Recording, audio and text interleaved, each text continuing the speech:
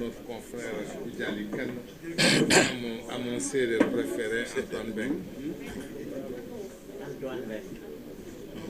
Parole après les brillants développements des confrères Maître Omar Youm et Maître Abdou Djali Kane. Pour vous dire que vous vous attendiez certainement à cette conférence de la justice. Mais nous avons estimé simplement que le peuple avait suffisamment répondu pour le compte de Farba Ngom, tant le point de presse était ridicule et les arguments y développés étaient également très ridicules. Dans une prison. Nous estimons que notre assemblée est si grandiose qu'on ne doit pas lui soumettre de futilité. Parce que d'abord, l'infraction pour l'introduction d'outils informatiques dans une prison est une infraction sanctionnée d'1 mois à 6 mois pour la personne qui introduit, qui parle même des situations d'indiscipline pour conforter le règlement intérieur de l'administration pénitentiaire et qui parle d'isolement en cas de violation de la discipline.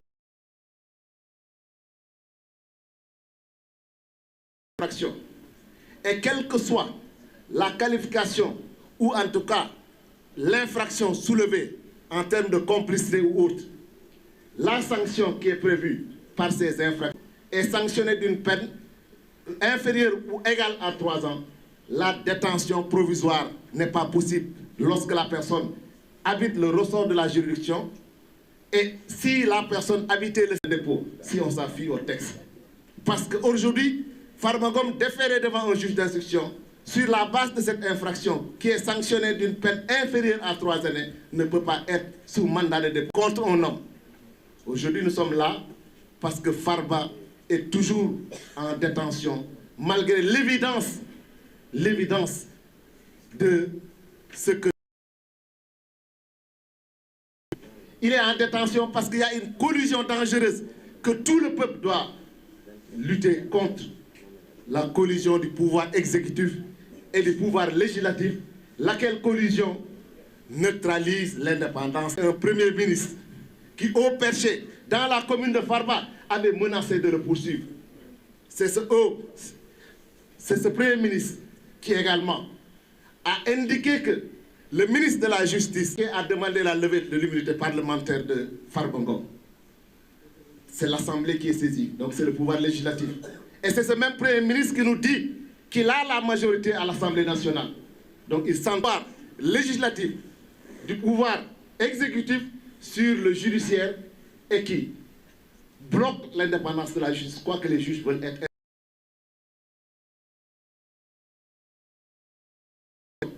Pendant 1 an, il n'a pas été entendu au fond. Mais lorsqu'il a été entendu au fond, c'est un juge du siège qui dit que les fonds qu'on reproche à Farba de détenir proviennent d'un compte. Donc quittez ce compte pour retrouver le compte de Farba Ngom. À partir de ce moment, ce juge vous dit qu'il y a des contestations sérieuses par rapport à l'établissement de l'infraction de détournement de deniers publics et en conséquence, il pouvait lui donner la liberté. Sous le joug du Premier ministre, instruction a été donnée, et tardivement même, au procureur de la République de faire appel contre la liberté de Farba Ngom. Oui. Donc ça veut dire que c'est l'influence de l'exécutif sur le judiciaire à travers le ministre de la Justice qui a fait que Farba est encore en détention. Ça veut dire quoi? La réforme avec les assises qui ont été faites, si on ne la poursuit pas au fond, on sera toujours dans cette situation où le politique dominera toujours le judiciaire, quoique les juges du siège feront des efforts pour dire le droit. Et dans ce dossier, ils ont clairement dit le droit. Ils ont clairement dit le droit. Mais à côté, qu'est-ce qui se passe encore si ce n'est encore cette collision? Pendant qu'on pense finir avec ce dossier de Farba Ngom, on voit un ministre de la Justice qui se lève au bon matin, qui convoque la presse pour parler d'une enquête dont le procureur maître de l'enquête n'est encore même pas saisi du procès-verbal d'enquête. Oui, le procureur a ordonné une enquête. Ceux qui sont chargés de l'enquête ne lui ont pas encore transmis le PV parce que le PV est transmis en même temps que la personne poursuivie dans le cadre du déferment. Avant que Farba ne soit déféré, une conférence de presse a été convoquée et on a vidé le procès-verbal de tout son contenu.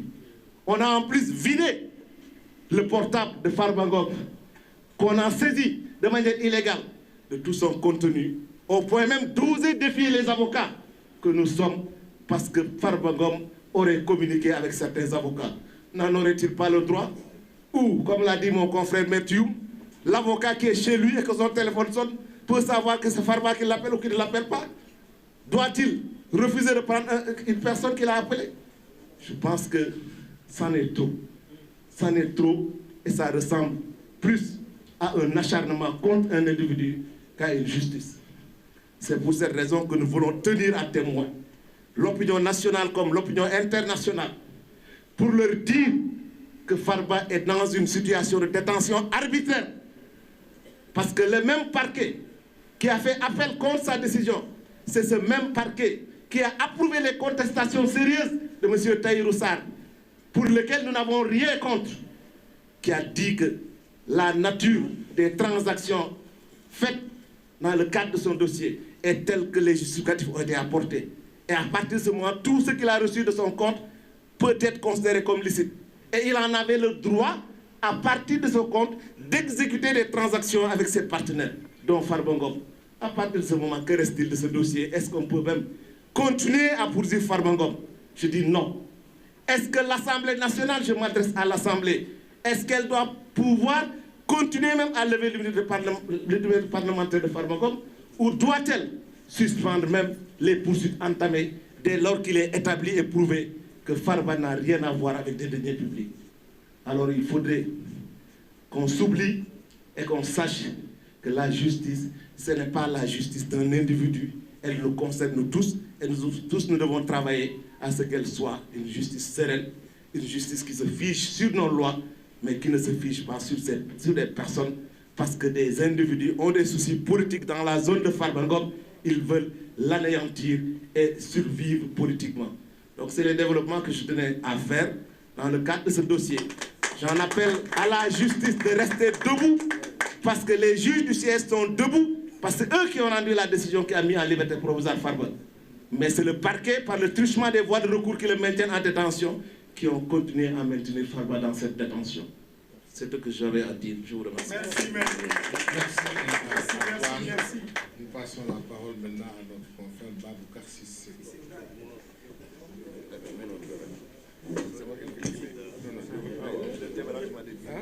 Non, non, tu te mets là. Non, non, tu te mets là. Il faut me dire.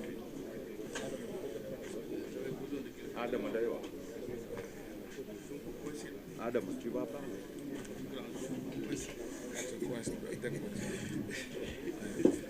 suis un peu causé par le fourré de micro là. Hein? Ah non, non,